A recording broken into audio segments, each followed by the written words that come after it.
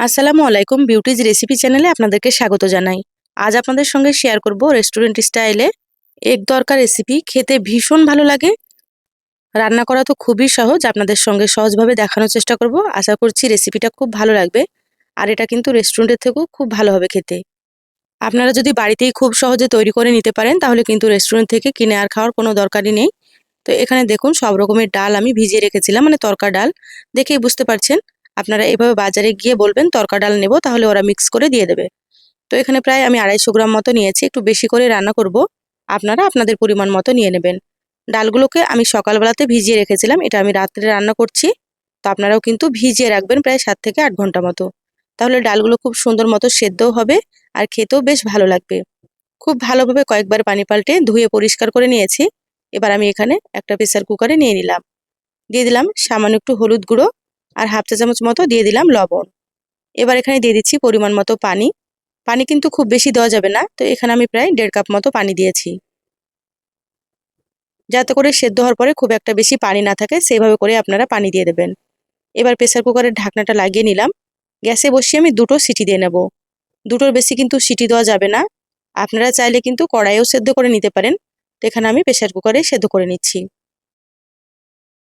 তো গ্যাসে বসিয়ে দিলাম। এবার এখানে দেখুন একটা মিক্সিং বলে নিয়ে নিচ্ছি ডিম। তো এখানে আমি একে একে 4টে ডিম নিয়ে নেব। যেহেতু তরকাটা বেশি করে রান্না করব, সেজন্য ডিমের পরিমাণও কিন্তু বেশিই লাগবে। তো আপনারা কিন্তু আপনাদের প্রয়োজন মতো রান্না করবেন। তো দেখুন 4টে ডিম ভেঙে নিয়েছি। এবার ডিমগুলোকে সাইডে সরিয়ে রাখছি। আর এখানে দেখুন 1.5 কাপ পরিমাণে পেঁয়াজ কুচি করে নিয়েছি। পেঁয়াজগুলোকে এইভাবে ছোট ছোট করে কুচি করে নিতে হবে। আর পেঁয়াজের পরিমাণও কিন্তু বেশিই লাগবে। এবার আমি এখানে নিয়েছি 4টে টমেটো কুচি। টমেটো কিন্তু বেশি দিতে হবে। তো এখানে মিডিয়াম সাইজের আমি 4টে টমেটো কুচি করে নিয়েছি, একেবারে ছোট ছোট করে। সাইডে সবকিছু রেখে দিলাম। এবার গ্যাস অন করে কড়াই দিয়ে দিলাম সর্ষের তেল। তো এখানে আমি 1 টেবিল চামচ মতো তেল দিয়েছি। তেলটাকে প্রথমে ভালোভাবে গরম করে নিচ্ছি। দেখুন তেল গরম হয়ে গিয়েছে। এবার আমি এখানে ডিমগুলো দিয়ে দিলাম। ডিমের উপরে দিয়ে দিচ্ছি কিছুটা লবণ, মানে সামান্য একটু দিয়ে দিতে হবে। খুব বেশি কিন্তু লবণ দেওয়া যাবে না।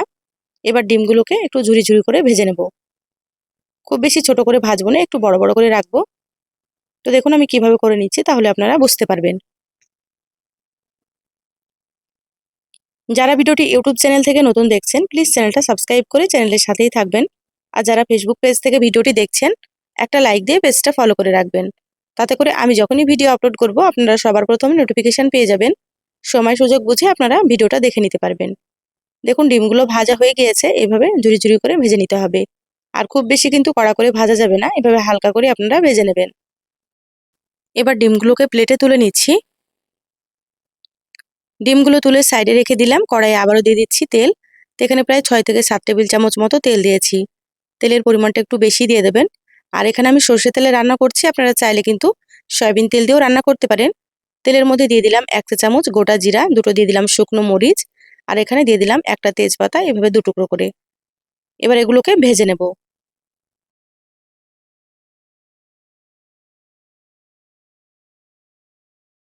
দেখুন হালকা লালচে করে ভেজে নিয়েছি, ভাজা হয়ে গিয়েছে।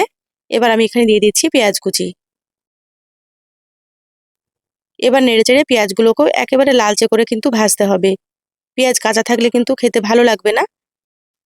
এবার আমি গ্যাসের আঁচটা হাই হিটে রেখে পেঁয়াজগুলোকে যতক্ষণ না লালচে হচ্ছে ততক্ষণ কিন্তু ভেজে নেব। আর এই পর্যায়ে কিন্তু আপনারা গ্যাসের আঁচ হাই হিটে রাখবেন, তাহলে খুব তাড়াতাড়ি পেঁয়াজগুলো ভাজা হবে। দেখুন আস্তে আস্তে কিন্তু কালারটা অনেকটাই চেঞ্জ হয়ে গিয়েছে। তো এখানে আরও একটু ভেজে নেব। আমার রেসিপিটা দেখে এইভাবে শিখে নেবেন আপনারা। মাঝে মাঝে কিন্তু বাড়িতেই তৈরি করে খাবেন, দোকান থেকে কিন্তু আর কিনে খাওয়ার কোনো দরকার নেই। দোকানের থেকেও কিন্তু অনেক বেশি টেস্ট হয়। তো দেখুন পেঁয়াজগুলো লালচে হয়ে গিয়েছে। এবার আমি এখানে দিয়ে দিলাম টমেটো কুচি। এবার টমেটোগুলোকে পেঁয়াজের সঙ্গে খুব ভালোভাবে মিশিয়ে নেব। আর এই পর্যায়ে কিন্তু আমি গ্যাসের আঁচ হাই হিটে রেখেছি, কারণ টমেটো দেওয়ার পরে একটু পানি পানি হয়ে যাবে, পানিটাকে শুকনো করে নেওয়ার জন্য। এবার এখানে দিয়ে দিচ্ছি 1.5 টেবিল চামচ আদা বাটা, আর দিয়ে দিচ্ছি 1.5 টেবিল চামচ রসুন বাটা। যেহেতু আমি এখানে বেশি করে রান্না করছি, সেজন্য মশলার পরিমাণও কিন্তু একটু বেশি লাগবে। আপনারা যদি কম রান্না করেন তাহলে কিন্তু মশলার পরিমাণও আপনারা একটু কম দিয়ে দেবেন। এবার এখানে দিয়ে দিলাম স্বাদ মতো লবণ। গ্যাসের আঁচ হাই হিটে রেখে খুব ভালোভাবে ভেজে নেব 5 থেকে 6 মিনিট মতো। তাতে করে আদা রসুনের কাঁচা গন্ধটা চলে যাবে আর টমেটোগুলো কিন্তু অনেকটাই নরম হয়ে যাবে। আপনারা এই পর্যায়ে কিন্তু লবণটা খুব বেশি দিতে যাবেন না, যেহেতু প্রথমে দিয়েছি সেজন্য অল্প করে দিয়ে দেবেন। পরে যদি লাগে টেস্ট করে আবারও দিয়ে দিতে পারেন। তো লবণ বেশি হয়ে গেলে খেতে ভালো লাগবে না, যদি কম হয় তাহলে কিন্তু আবারও দেওয়া যাবে। তো সেইভাবে আপনারা দিয়ে দেবেন। দেখুন 5 থেকে 6 মিনিট ভেজে নিয়েছি। এবার এখানে দিয়ে দিচ্ছি 1 চা চামচ ধনিয়া গুঁড়ো। এবার দিয়ে দিচ্ছি 1 চা চামচ জিরা গুঁড়ো। এখানে কিন্তু আমি চামচ ভর্তি করেই মশলা দিয়ে দিচ্ছি, যেহেতু রান্নাটা অনেকটাই হবে সেজন্য। আর হাফ চা চামচ দিয়ে দিলাম হলুদ গুঁড়ো। হাফ চা চামচ দিয়ে দিচ্ছি মরিচের গুঁড়ো। কাঁচা মরিচ দিয়ে দেবো সেজন্য মরিচের গুঁড়োটা অল্প করেই দিলাম। আর এখানে 1 চা চামচ দিয়ে দিলাম গরম মশলার গুঁড়ো।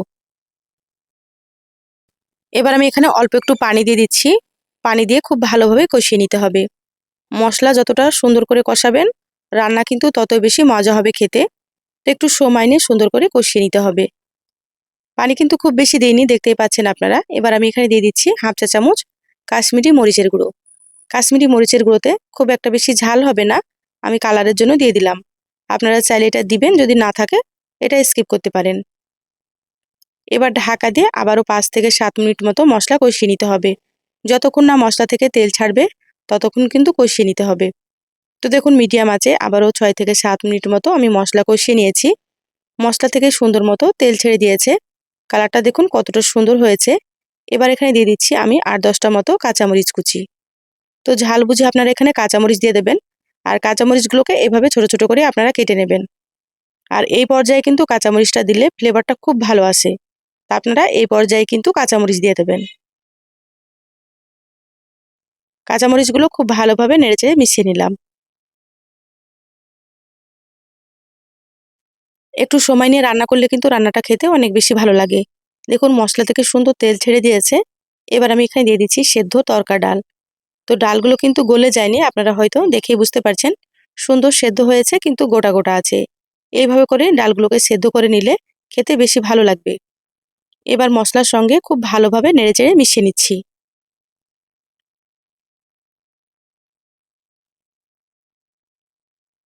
দেখুন মশলার সঙ্গে খুব ভালোভাবে নেড়েচেড়ে মিশিয়ে নিলাম। ঢাকা দিয়ে দিচ্ছি 5 মিনিটের জন্য। এভাবে 5 মিনিট একটু কষিয়ে নিতে হবে। তো দেখুন 5 মিনিট পর ঢাকা খুলে নিয়েছি। আবারও খুব ভালোভাবে নেড়েচেড়ে নিচ্ছি। আর এই পর্যায়ে কিন্তু আমি গ্যাসের আঁচটা মিডিয়ামে রেখেছি। এভাবে মশলার সঙ্গে একটু কষিয়ে নিতে হবে।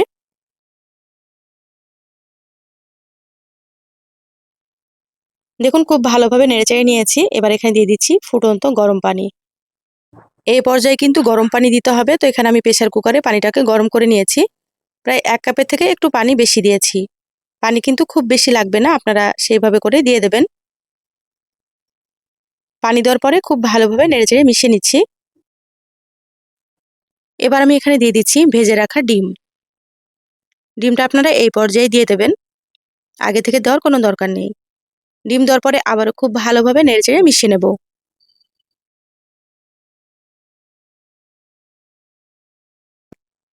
খুব ভালোভাবে নেড়েচেড়ে মিশিয়ে নিলাম। এবার ঢাকা দিয়ে মিডিয়াম আঁচে 5 মিনিট রান্না করব। 5 মিনিট পর আবারও আপনাদের সঙ্গে শেয়ার করছি। দেখুন মিডিয়াম আঁচে 5 মিনিট রান্না করে নিয়েছি। ঢাকাটা খুলে নিলাম। এভাবে একটু পানি দিয়ে ঢাকা দিয়ে রান্না করলে মশলাগুলো ডালের মধ্যে খুব সুন্দর ঢুকবে আর খেতেও বেশ ভালো লাগবে। আপনারাও কিন্তু একটু ঢাকা দিয়ে রান্না করে নেবেন। দেখুন আগের থেকে কিন্তু অনেকটাই ঘন হয়ে গিয়েছে, আপনারা হয়তো দেখেই বুঝতে পারছেন। তো এখানে আমি লবণটা টেস্ট করে দেখেছি, লবণ একটু কম ছিল। তো এখানে আবারও আমি সামান্য একটু লবণ দিয়ে দিলাম। আপনারা কিন্তু এই পর্যায়ে লবণটা দিয়ে দিতে পারেন।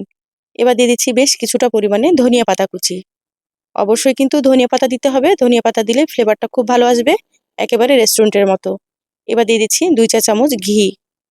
ঘিটাও কিন্তু আপনারা দেওয়ার চেষ্টা করবেন। ঘি দিলে আরো বেশি টেস্ট হবে। তো এখানে আমি ভরে ভরে 2 চামচ মতো ঘি দিয়ে দিলাম। খুব ভালোভাবে নেড়েচেড়ে মিশিয়ে নিচ্ছি। আর এই পর্যায়ে দেখুন কালারটা কতটা সুন্দর হয়েছে, আপনারা হয়তো বুঝতেই পারছেন। আর কতটা পরিমাণে রান্না হয়েছে আপনারা হয়তো দেখেই বুঝতে পারছেন। এখানে কিন্তু অনেকটা রান্না হয়েছে। আমার চ্যানেলে কিন্তু আরো অনেক রেসিপি আছে সহজ, আপনারা চাইলে দেখে নিতে পারেন।